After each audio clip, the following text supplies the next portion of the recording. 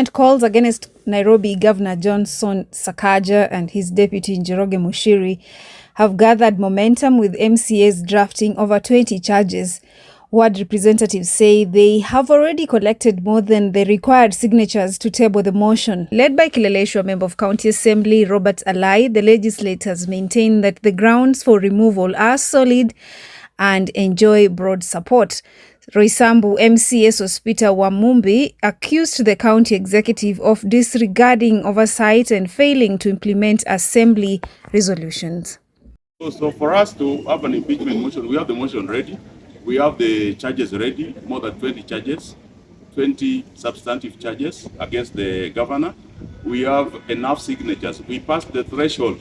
In the 5th minute of collection of signatures, we already had the minimum required 42. We want to ensure that we are not going to take the motion with 42. We are going to take the motion with 100 signatures. Because we believe that this movement of 100 strong is to ensure that 100 elected and nominated MCAs are going to ensure that Sakaja, it is a whole house initiative. Everybody, it is very rare for us to agree on everything. But for the first time, you find it is very hard to get somebody supporting Sakaja in the midst of these MCAs. It is almost impossible. Turkana County Health Department has received a second consignment of medicines and medical supplies worth 120 million. The drugs will be distributed to 234 health facilities and are expected to last 6 to 8 months. Chief Health Officer 𝐍𝐢𝐬𝐿 said the delivery follows an earlier supply made 2 months ago, adding that the purchase is part of the ongoing efforts by the county government to guarantee uninterrupted health services. Together with other stakeholders, we can bridge any gaps that may exist in the health supply chain. Our ultimate goal is to make sure our health system is strengthened so that no member of our community, and mark my words, no member of our community is unable to access healthcare services due to lack of HPT. A group of humanitarians have called for abolition of bursary education funds and the consolidation of resources to make education free for all children. They argue that the current system is full of favorism, with bursaries often benefiting families linked to politicians, while many needy learners are left out.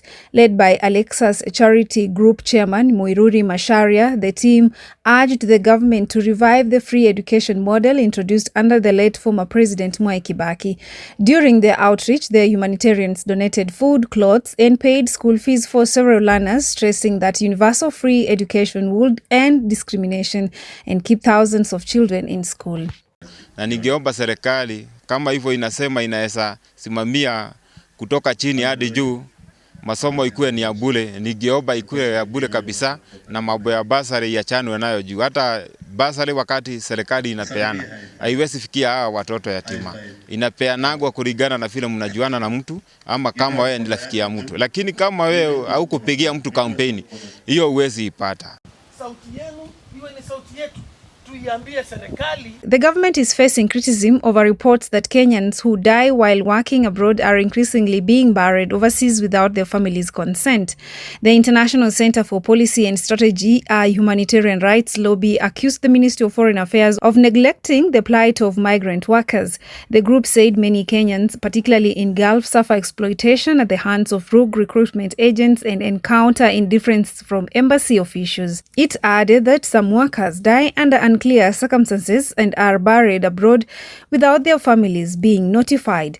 Same office ya diaspora ndio iliniambia mbali na Jessica kuna Wakenya wengine 5 wenye ambao walizikwa pamoja na Jessica. Serikali ihakikisha kwamba kila mhusika ambaye yuko katika ofisi za ubalozi achukumike kufanya kazi yake.